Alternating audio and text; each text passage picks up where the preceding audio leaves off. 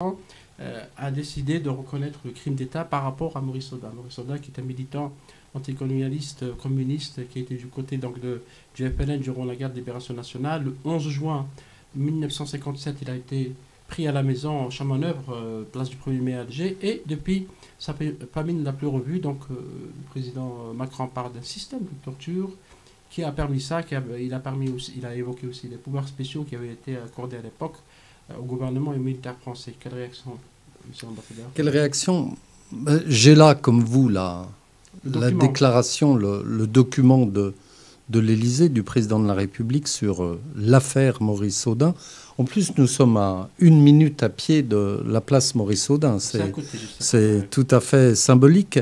Je crois, et je ne suis pas le seul à le penser, je crois que cette déclaration, cette prise de position du président Macron est d'une portée considérable.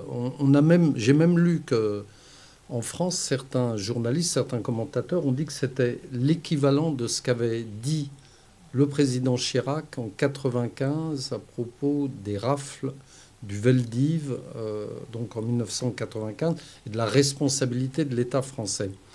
Pourquoi? C'est une déclaration, je crois, considérable et qu'il ne faut pas minimiser.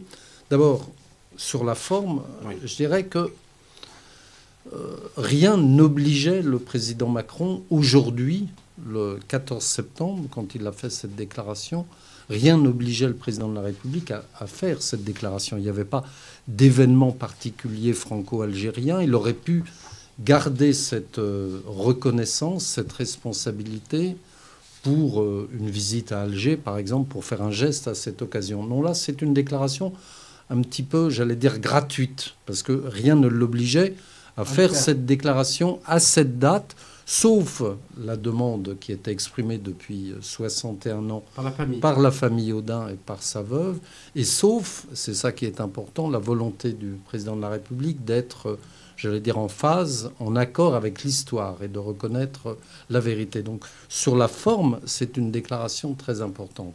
Mais surtout sur le fond, parce que vous l'avez dit, au-delà du cas de Maurice Audin, le président Macron, dans cette déclaration, il condamne l'utilisation de la torture dans le cadre d'un système légal créé par ce qu'on a appelé les pouvoirs spéciaux.